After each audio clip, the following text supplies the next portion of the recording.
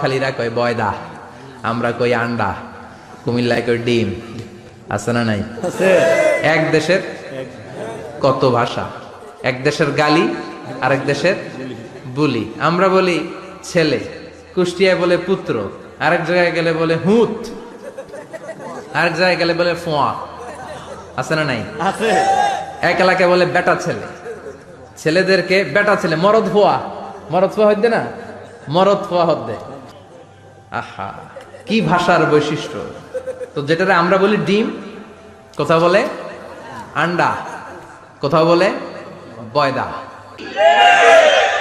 কি জিজ্ঞেস করবেন জানেন?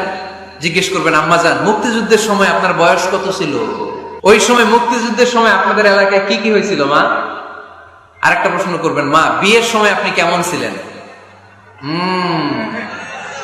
ওই দিন দেখবেন বুড়ি আর বুড়ি নাই, জুয়ান হয়ে গেছে।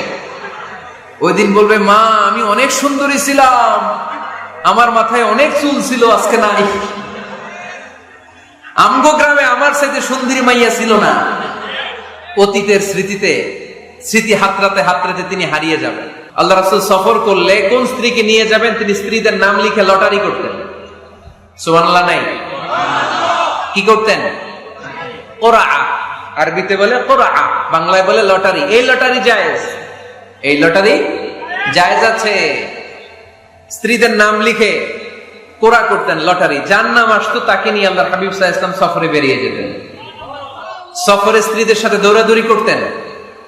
সুবহানাল্লাহ বলবেন না? আম্মা জান আয়েশা রাদিয়াল্লাহু তাআলা আনহাকে আল্লাহর হাবিব সাল্লাল্লাহু আলাইহি ওয়াসাল্লাম এত ভালোবাসতেন, আল্লাহর হাবিব সাল্লাল্লাহু আলাইহি ওয়াসাল্লাম বলতেন, আয়েশা চলো দৌড়াদৌড়ি করি। ওই যে দেখা যায় খেজুর গাছ, চলো কে কার আগে যেতে পারে। দুইজন দৌড়ালেন। বিয়ের প্রথম দিকে আম্মা জান আয়েশা রাদিয়াল্লাহু তাআলা আনহা ফার্স্ট হয়ে গেলেন, কারণ তখন তিনি চিকন ছিলেন, এত মোটা ছিলেন না।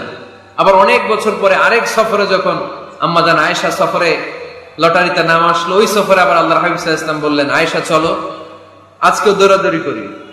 দুইজন দৌড় দিলেন। এবার আম্মা জান আয়েশা রাদিয়াল্লাহু তাআলা আনহা জিততে পারলেন না, যেহেতু মোটা হয়ে গেছেন। আল্লাহ রাসূল সাল্লাল্লাহু আলাইহি ওয়াসাল্লাম দৌড়ে গাছ ধরে ফার্স্ট হয়ে গেলেন। সুবহানাল্লাহ পড়েন। আম্মা জান আয়েশা এবার রাগ করে বসে আছেন।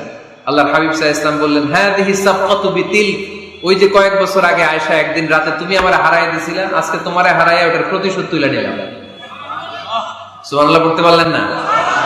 কি ভালোবাসাবাসী ছিল, কি খুনসুটি ছিল, কি আদর সোহাগের সমৃদ্ধ সুখী শান্তির একটা সংসার ছিল বিশ্ব নবী সাল্লাল্লাহু আলাইহি ওয়াসাল্লামের। তিনি স্ত্রীদের সাথে খোশ গল্প করতেন, বিনোদন করতেন, হাসি ঠাট্টা করতেন। তবে এই বিনোদন ছিল সুস্থ বিনোদন, এই রসিকতা ছিল সুস্থ রসিকতা, ঠিক কিনা? আমরা এটা করতে চাই না। অনেকের চেহারা, আমাদের চেহারার মধ্যে কোনো হাসি নাই, খালি রাগ আর রাগ। আছে না নাই? অনেকে দেখবেন 5 বছর একবারও হাসে নাই। সুজানগরে আলহামদুলিল্লাহ এরকম নাই। সুজানগরের এই যে সবাই হাসতেছে, সবার মুখে হাসি। হাসবেন, মুচকি হাসবেন, মুচকি হাসি দেওয়া সুন্নাত। আর মুচকি হাসতে পয়সা লাগে না। পয়সা লাগে তো হাসেন না কেন? মুচকি হাসেন, হাসি দেওয়া সুন্নাত।